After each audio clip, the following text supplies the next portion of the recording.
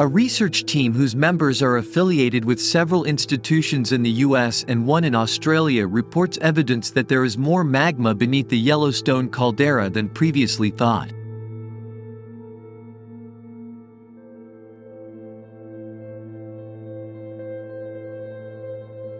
In their paper published in the journal Science, the group describes analyzing years of seismic data from the site and building a supercomputer model.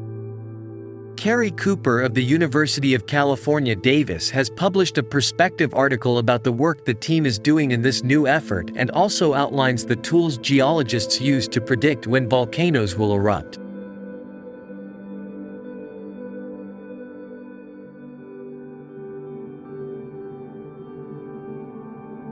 The Yellowstone caldera is located in Wyoming's Yellowstone National Park, and previous research suggests its last major eruption occurred about 640,000 years ago. Previous research also showed that there are two large magma reservoirs beneath the caldera, one just below the surface, the other several kilometers below.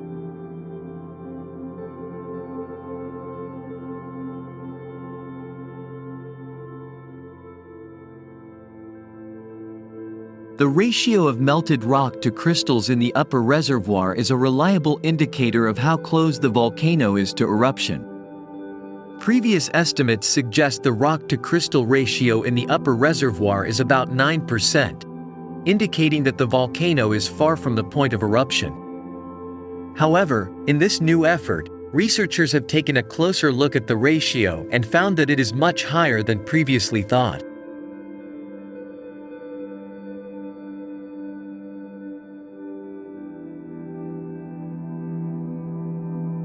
To learn more about the reservoir ratio, the researchers analyzed 20 years of seismic data for the area with a supercomputer, which then created a model that simulated the reservoir, showing the reservoir size and rock-to-crystal ratio.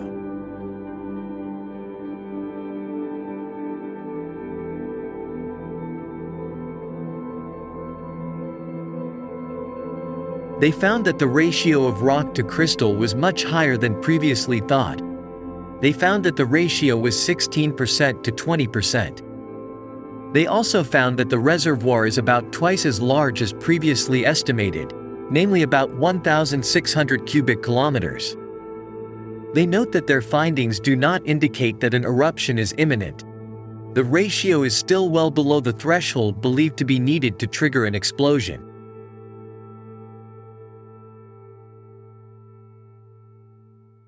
Yellowstone is North America's largest volcanic field, produced by a hotspot, a large mass of hot, molten rock that begins at least 400 miles below the Earth's surface and rises to 30 miles underground, then expands to about 300 miles wide.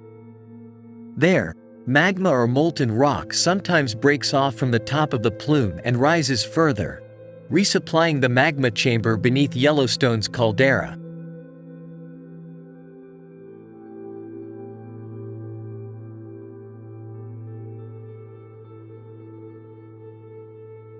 Previous research suggests that the magma chamber begins about 5 miles beneath Yellowstone and extends to a depth of at least 10 miles. The heat powers the geysers and hot springs of Yellowstone, the world's largest hydrothermal field.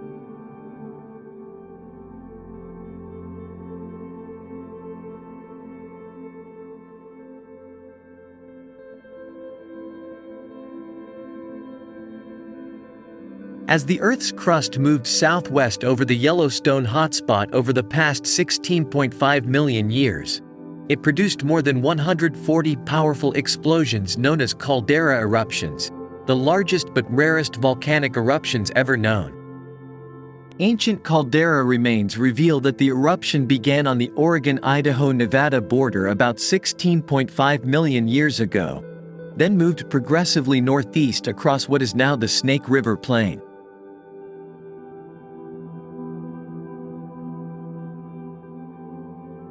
The hot spot emerged beneath the Yellowstone region about 4 million years ago, producing major eruptions there at 2 million, 1.3 million, and 642,000 years ago. These eruptions were respectively 2,500, 280 and 1,000 times larger than the eruption of Mount St. Helens in 1980.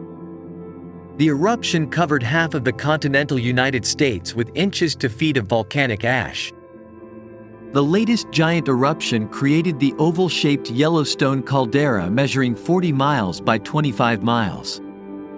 The caldera walls have been eroded in many areas, although they are still visible in the northwestern part of the park. Yellowstone Lake lies roughly half inside and half outside the eroding caldera.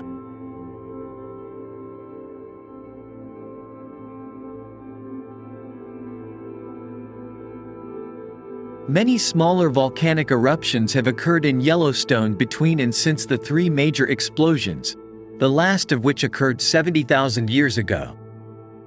Smaller steam and hot water explosions are more frequent and have occurred more recently.